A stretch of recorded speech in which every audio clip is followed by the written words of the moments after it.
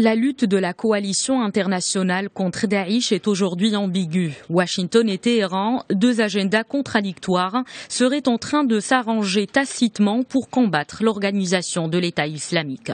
Selon les États-Unis, l'Iran mène des frappes aériennes contre l'EI dans une zone de l'Est irakien, là où les avions américains n'opèrent pas, notamment dans la province de Diyala. Les États-Unis sont conscients des enjeux.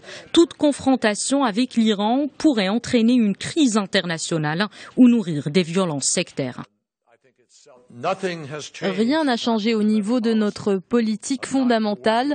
Nous ne coordonnerons pas en ce moment notre activité militaire ou toute autre activité avec l'Iran. Nous tenons toujours à notre position.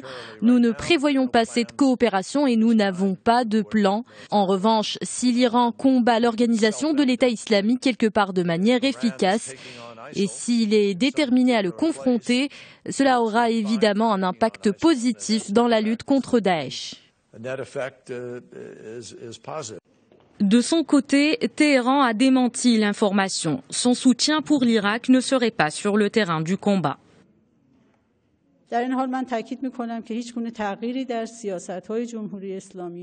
Je rappelle que la République islamique a toujours la même position à l'égard de la lutte contre les groupes extrémistes.